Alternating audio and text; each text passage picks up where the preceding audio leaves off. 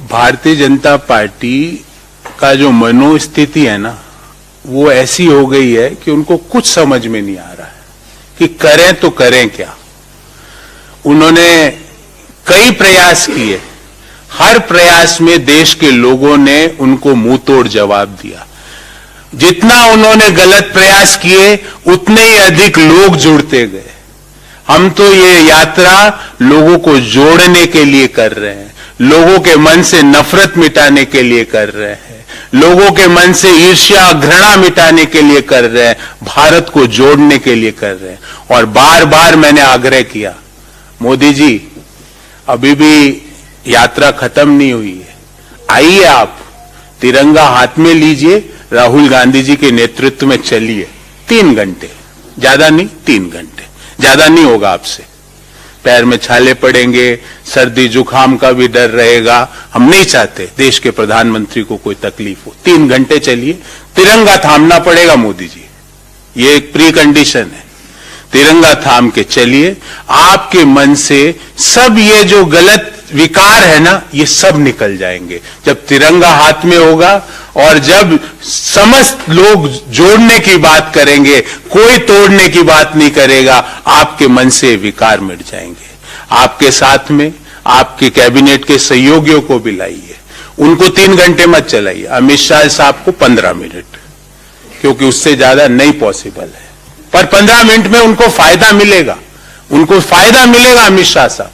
स्मृति दीदी को 5 मिनट फायदा मिलेगा। चलिए राहुल गांधी जी के नेतृत्व में 5 मिनट दीदी चलिए।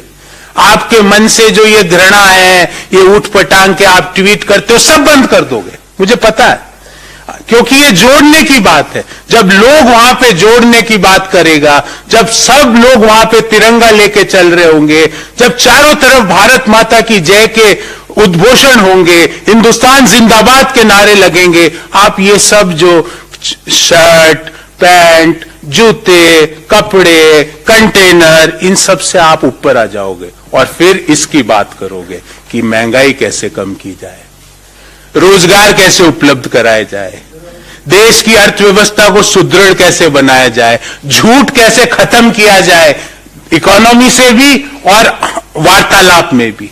तो चलिए, और हम तो आपको कहेंगे मोदी जी, आपने हमारे लोगों का तो अपमान किया, कोई बात नहीं, क्योंकि हम तो जोड़ने की बात कर रहे हैं। उस अपमान के बाद भी हम कह रहे हैं हमारे नेतृत्व में चलिए। राहुल गांधी जी आधी बाह का शर्ट पहन के आगे चलेंगे, मोदी जी आप पूरा स्वेटर पहनना, हम कोई आपको कंपेयर नहीं करेंगे। मैं आपसे वादा करता हूं, कांग्रेस का कोई आदमी ट्वीट नहीं करेगा आपकी फोटो। आप पूरा स्वेटर मफलर डाल के चलिए, 3 घंटे चलिए मोदी जी, सब विकार खत्म हो जाएंगे तिरंगा हाथ में लेके। मोदी जी, मैं पूरी जिम्मेवारी से निर्मला जी से मैं कोई सवाल नहीं पूछ रहा, क्योंकि वो अस्वस्थ भी है और उनके हाथ में भी कुछ नहीं है। उनको अस्वस्थता का भी, क्योंकि वो अभी अस्वस्थ हैं और उनके हाथ में भी कुछ नहीं, उनको कुछ पता भी नहीं कि क्या हो रहा है।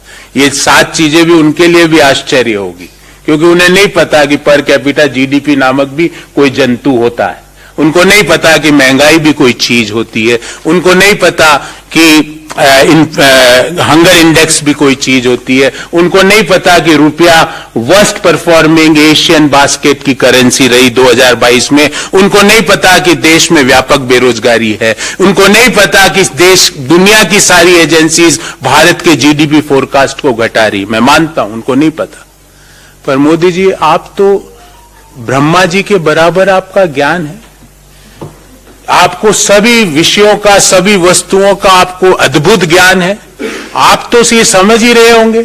अब ये 7 बिंदुओं को लेके मोदी जी आपको लगता है इज 2022 ए वंडरफुल ईयर और ए ड्रेडफुल ईयर? हमें लगता है, हिंदुस्तान के लोगों को लगता है, हमें लगता है कि it is not wonderful, it is a dreadful year. ये भारत जोड़ो यात्रा का प्रभाव है। कभी बोलते हैं वहां क्यों गए, वहां क्यों नहीं गए, मैं तो बोलता हूं अटल जी की समाधि पे भी गए। मोदी जी आपने तो उनकी नीतियों का, नेतृत्व का, उनके व्यक्तित्व का अपमान किया 8 साल तक। पिछले 8 साल में जब आप हमेशा बोलते थे 70 साल में कुछ नहीं हुआ, तो वाजपेयी जी भी थे उस 70 साल में, रोज अपमान करते थे उनका। हमने तो आपके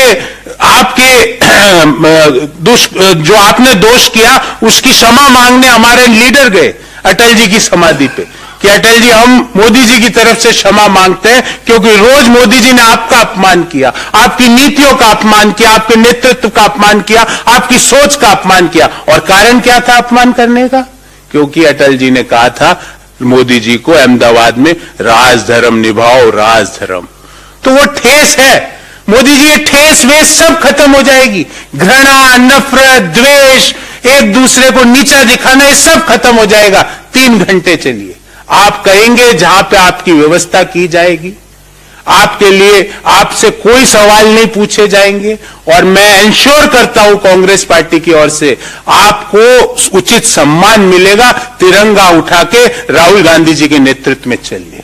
और जितने कैबिनेट के 2-3 लोग तो मैंने बताए, बाकी जो लोग भी ज्वाइन करना चाहे, कोई हमें उससे कोई प्रॉब्लम नहीं। मैं ये कहता हूं कि मेरे आधे हृदय ने आपको माफ कर दिया, आधे हृदय ने अभी तक नहीं किया।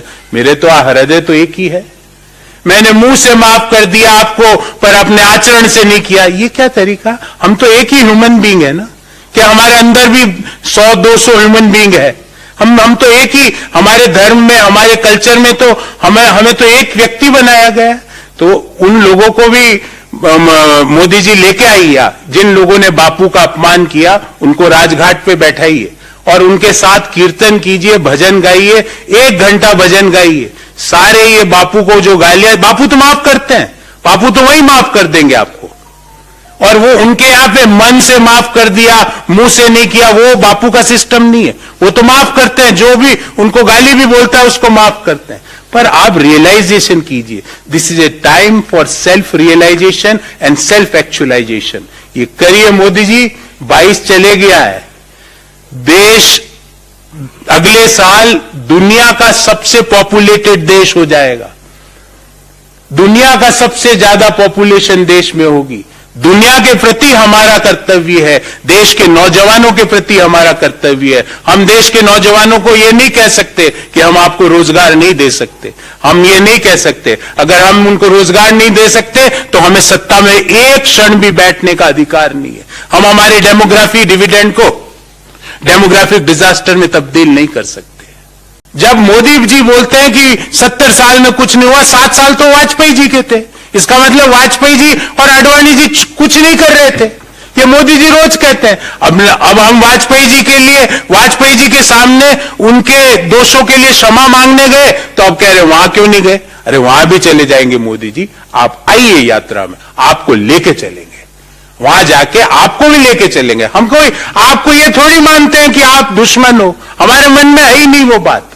हम तो मोदी जी बार बार आपको ये भी कहते हैं हम आपके साथ खड़े हैं, चीन को मुंह तोड़ जवाब दीजिए, नाम लेके ललकारे, हम आपके साथ खड़े हैं मोदी जी। आप देश को कॉन्फिडेंस में लीजिए, हम तो आपके साथ खड़े हैं, पूरा देश आपके साथ खड़ा है। पर आपको पता नहीं क्या डर लगता है।